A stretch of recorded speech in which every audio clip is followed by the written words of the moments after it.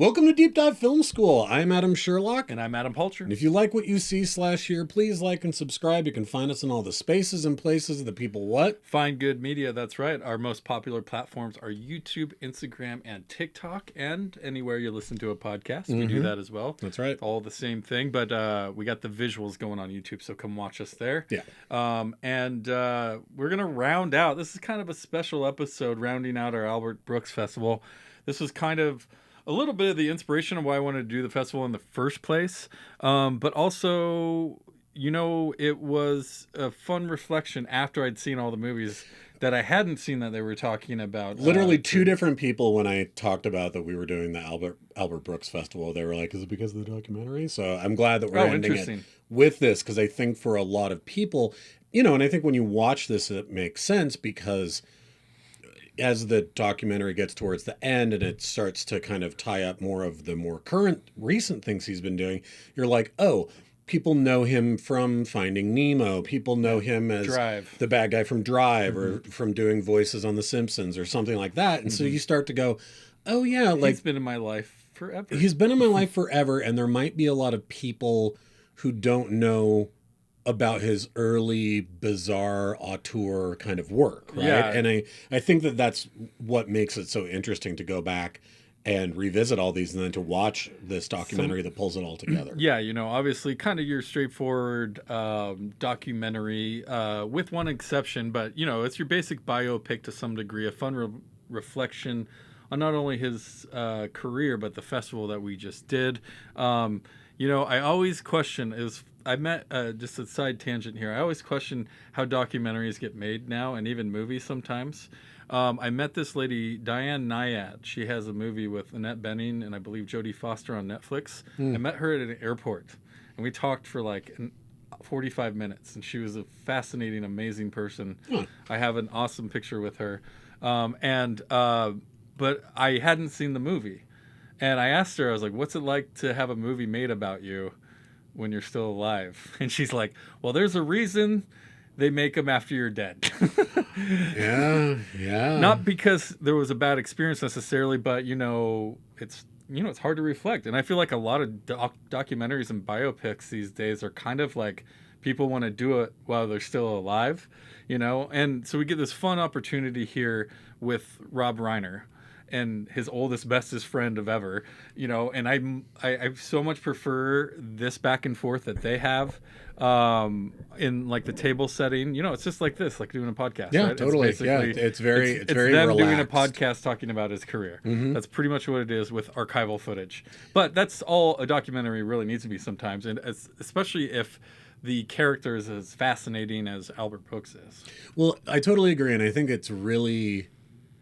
It is definitely a testament. So much of this is a testament to their friendship, which makes it very sweet that Rob Reiner wanted to do this and wanted to sit down with Albert Brooks and, to realize they've known each other since high school. And not just that they've been best friends since high school, but also that and you can tell this from the interviews with other people who knew them at that time, that it's like they were like the coolest kids. Like the two of them together had this insularity relationship that other people wanted to be a part of and couldn't get in. And they knew it, and they were just like, yeah, man, we're us. Like we're... Yeah, they both had very famous dads, which, is a big part of probably why they got along so well. They had very similar experiences and everything. But yeah, no, he was hosting a talk show when he's, in his 20s or something. Well, and the fact that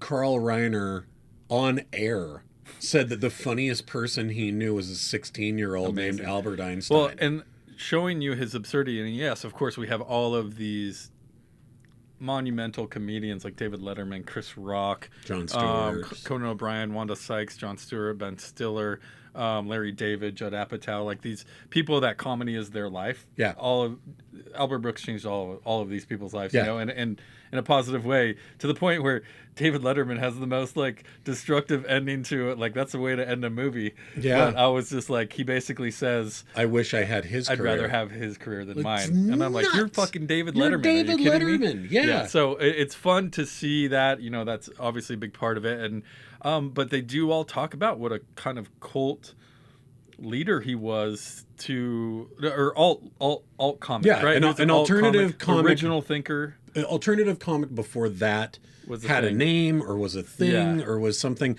And also, I would say, is this in the Lenny Bruce era? Where is Lenny Bruce? He's a little earlier. He's earlier than this, but I do think probably the first. But I think Brooks. I could see laid a path for sure. But I think that what Brooks did that was different is that Lenny Bruce definitely like pushed the boundaries of comedy and stand-up, but Albert Brooks took it in this other direction where it was with film, and it was with these like mini short films that he did, TV, and that is so. But even his appearances on late night shows all the time. This one they open up with where he's having this very serious, like deep conversation. This isn't me. By the end of it, you're just like, how did you flip that on your head? He's done all the things.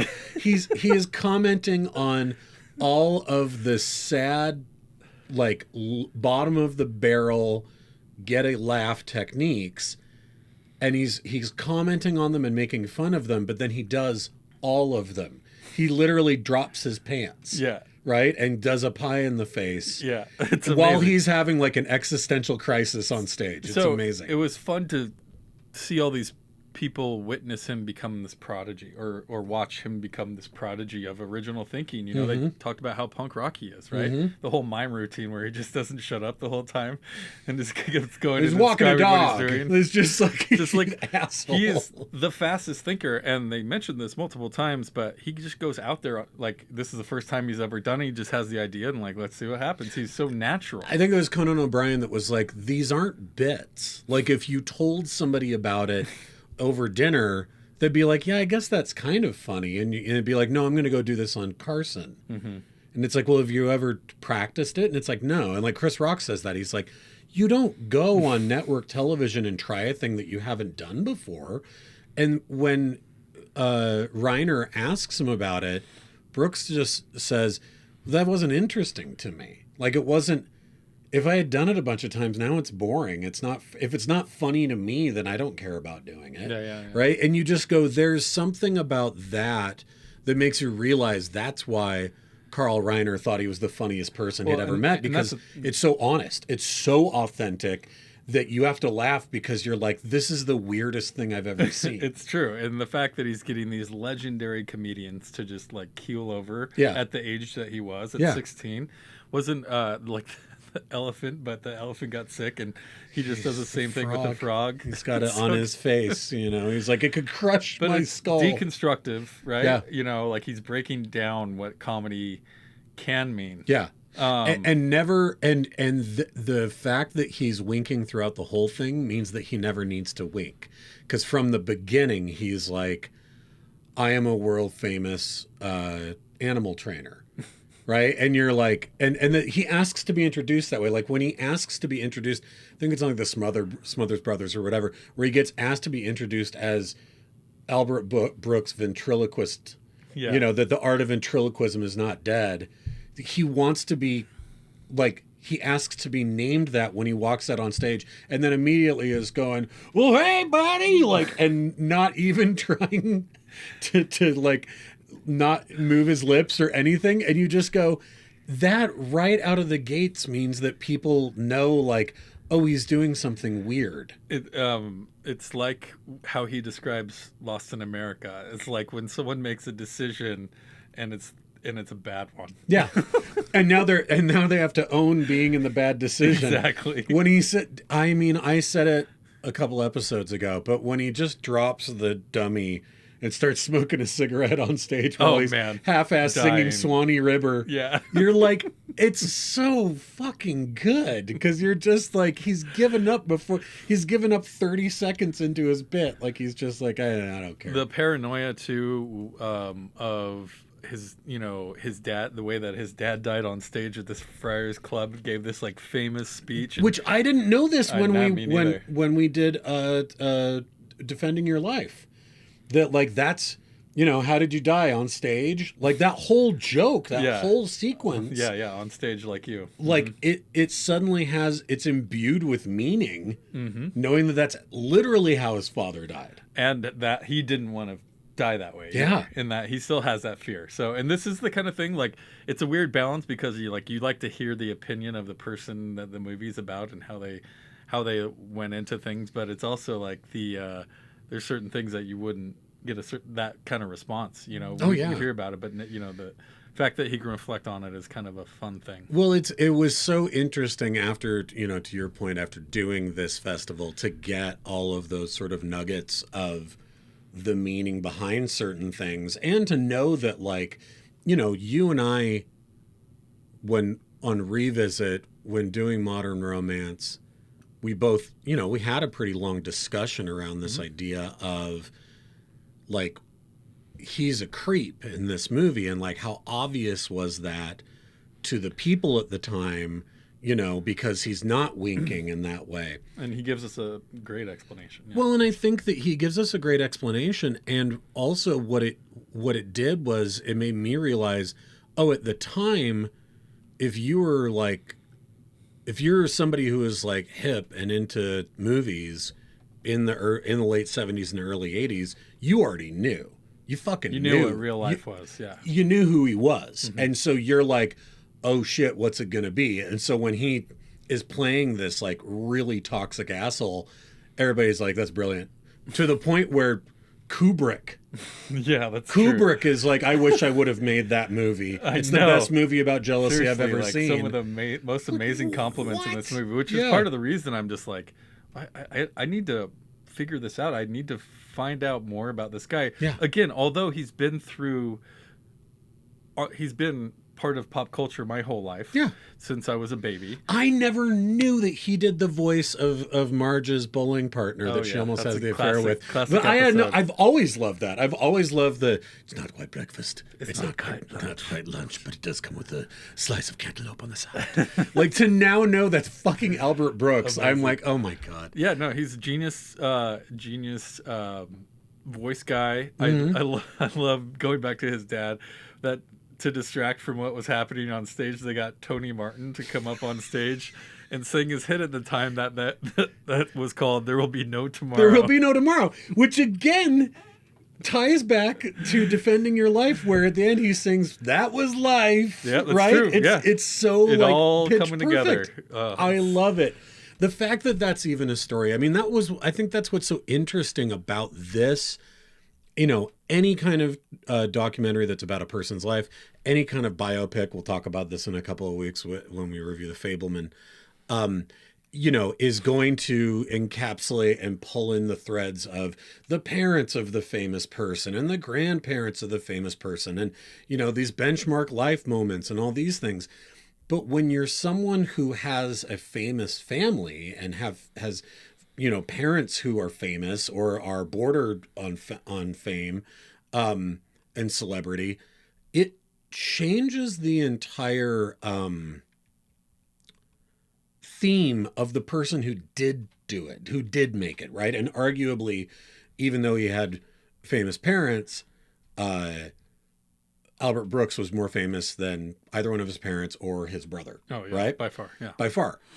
But... And I would say that the same is probably true for Rob Reiner. I mean, obviously Carl Reiner to an older generation was super important. Yeah. But I think that Rob Reiner is such a staple of our generation. Our generation, the generation right before us, the generation right after us. I don't know if you recognized Brooks claiming Real Life being the first mockumentary and not This Is Spinal Tap. Oh yeah, no, because I saw that is kind of famously known as like, oh, that created a whole genre. No, he kicked him under the table for that one for sure. I loved it. I mean, it's what lets you know that they're such good friends. But what I was going to get to is like this whole discussion around his dad, his fear of dying on stage like his dad, or his fear of ever being able to live up to his dad. I loved all that stuff, but the stuff with his mom and how she became the theme of the movie Mother. That's why we considered doing that one. And I think it's such that whole chunk, it's a big chunk of the movie. And it suddenly becomes really poignant. And I've thought about that section of the movie for several days after watching it. I agree. Just because he talks about this idea of like there coming this moment where it's like you want your parents to just be proud of you, but at some point you realize, oh, they sacrificed some of their dreams in order for me to get some of the things I wanted, and that they didn't get this now. And so like he's going to his mom and being like, did you see me on Carson? And she's like, yeah, and it was okay. And he's like, you asshole, and then at some point it dawns on him. What did Johnny think? Wasn't that? Yeah. What did Johnny think? Yeah. Well, you tell me what Johnny thought. But I who's think going to name his autobiography that, right? Yeah. Yeah. But I love this idea of like, there coming a moment of being like, oh, you wanted to, you maybe didn't want to be a comedian. You maybe didn't want to be, but like you wanted fame and like you got close to having fame, right? Like she was jealous. She was a singer, and she was like, she got a certain level of notoriety. Both their mothers singers, right? Yep. Both their dads in entertainment. Yep. So big deals. It's very interesting though. I really liked that it slowed down long enough for that poignancy. I agree. And that stuff. And I think Mother is probably a great representation of that whole, like what does he say to her? She's like, I love you. And he's like, I know you think you do. Yeah, that's right. Yeah, I know you think you do. Which is such a good line. It's such a good line. And, it's always fun discovering things that you're like, what? How did I not know that? Right? So I knew he was important in the beginning of SNL, but I didn't realize he was the reason they have rotating hosts. I think Sarah Silverman tells this part, but they have rotating hosts and the short films in there because he made a deal at the beginning that's what they could do. But he was that big, and he could have been the just all-time host of Saturday Night Live or whatever. Yeah. But could you imagine that without that? But then you also have like him and Spielberg running around the streets interviewing people. I'm just like, you guys were so ahead of your time. Borat before Borat, right? I mean, it's insane. No, I think the fact that, and I guess that's what I was kind of alluding to at the top of this, was in talking about how Reiner and Brooks were like the coolest kids in the room, and that everybody just wanted a piece of that, right? Yep. Everybody just want, and when I say everybody, that includes the Kubricks, the Spielbergs, like these people who in other rooms, the Reiners, are the most important person in the room. They're like, what are those guys up to? How come we can't sit at their table?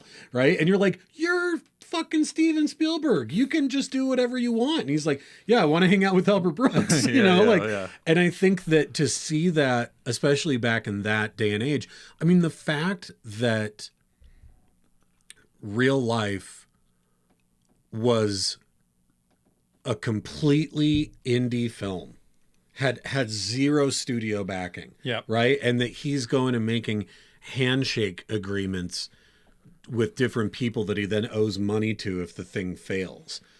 Like that to me is that's not talked about enough. Like we talk about it now, right? Everybody who is that sort of like between millennial to Gen X knows that like Richard Linklater like made Slacker with no money. They know that Robert Rodriguez made Desperado with no money. They know that there are these guys, or El Mariachi, sorry, on these shoestring budgets to like pull all this stuff along. But I'm like, go back 12 years before any of that. Yeah. And Albert Brooks is doing that. And like, you could be like, yeah, but like, isn't he a Nepo baby because he comes from, sure, but he still fucking did it, Yeah, we all know about the Nepo babies. I just think that it's so interesting that's not talked about enough, that kind of stuff was happening even in like the late 70s, early 80s, that people were doing that same kind of a thing. I think it's really interesting. Absolutely. And just to see the long-term effect that it had on comedy, and even to this day, like short films back in 1969, there wasn't really a lot of those, but now that's all is on our phones. And that is, you think about in like 2007, 2008, whenever Lonely Island started doing their sketches for SNL again, and people really kind of took that as being like, oh, I love these digital shorts. And it's like, yeah, Albert Brooks started that year one. Like, for sure. They were doing these little short films that were not live sketches with the samurai guy or whatever. Yeah, it was this other thing. They were doing it in our generation that we watched of, like Chris Farley and Adam Sandler, all those guys. But, like Crystal Pepsi or Crystal Gravy. Do you remember that one? Fucking yeah. Or I always go pouring it. What was the 60 Minutes sketch where Martin Short is like the habitual chain smoker that's like always lying, like he's just like constantly sweating. He's like, I know that. You think I don't know that? Of course I know that. Yeah. And you're like, it keeps zooming in closer onto his face. But I think that like all of those kinds of like sketches that are then done as short films, like in doing it that way. And again, you think back to like real life, that whole first half of the first quarter of the movie all feels like just a bunch of his short films kind of locked together in that way, where they're more absurdist, where it's like, the family fighting inside the circle, or looking at the animation of the fake dad. I want to watch it again now. Right? One of my favorite moments has to be Neil deGrasse Tyson talking about the physics of defending your life, and that it made the most sense to him as an astrophysicist that he's ever seen. Yeah. And just it was like game changing. It spoke to him. But like it was just kind of like, I wasn't expecting that. Like we talked about it, we questioned it, and we were like, I love that this isn't attached to religion. It's more about other universes, right? And so like, so the opportunity the opportunity of like quantum reality is allowing you to become 3,000 times smarter than you are today. Exactly. I think that's just it. Is it's like he is such a singular thinker. He original thinker. Yeah, it's so he has such different. There's only one road. He only sees one road. That's maybe one of the greatest quotes in the whole thing. Like, you take this difficult road, and he's like, you think if I could see another road, I wouldn't take that road? Like, of course I can't see that. It's the only road I know. Yeah, this is the only one. And just to think of how much he's been, not just in our lives, we were talking about The Simpsons and some of these other things, but like, I know it, of course I know it, but I totally forgot that he was in Taxi Driver. It's true. Completely forgot that he was in Taxi Driver, and that Scorsese specifically wanted him. Yeah. Right? Like, just that these people see him, because he's original. Yeah. He's a prodigy. Yeah. Like we were saying. He's Albert Einstein. That's true. At least this generation. He's Albert Einstein. What a wonderful celebration for somebody, and just the opportunity again to celebrate somebody while they're still around. And yeah, these two guys have been best friends for 60 years. My only, it's an amazing movie, and it was a fun reflection. My only problem with making documentaries like that is that we're going to start getting some inauthentic shit if people are the ones covering their own asses, and portraying something the way that only they want to be portrayed as. Yeah. And so, who gets to tell can the paint story? yourself into that corner. Yeah. Not necessarily that society should tell your story either, but if you have something to protect, I get why that would happen. No, and for sure. And that's why people make documentaries after they're dead. That is very true. My only minor quibble with the documentary is that there's a handful of people that I couldn't figure out why they were being interviewed. The girl from Haim. Yeah. Who gives a shit? Yeah, that was a weird one. Like, you couldn't find like a young comedian, and like Jonah Hill's fine or whatever. Yeah, but that was random too. But Jonah Hill, I was also kind of like, I don't care who you think is cool. I know. Whatever. I was like, they were on Wolf of Wall Street together. He must have just like got his number. Yeah, I'm like, what did he just like? Were you walking down the hall and they were like, hey, get in here, we're doing a movie about Albert Brooks. Oh, I love Albert Brooks. Oh yeah, I'll talk. I play in a pop band. I'm with you, but you gotta take what's given. I guess it couldn't all be old gray hairs. They needed a couple of younger folks. Hey, they stuck Sharon Stone in there. They did, which I did appreciate that. So, anyway, next episode, what are we doing? Next we week? are gonna do that one scene from True Romance. So check that one out. Please like and subscribe if you like what you saw / hear. We're moving on to a new festival. We're going to do a Movies About Movies festival. And of course, we always interject our That One scenes in there as well. So please join us. Instagram, YouTube, podcasts, TikTok, all the things. You know what to do. Thanks for watching. Bye, you guys.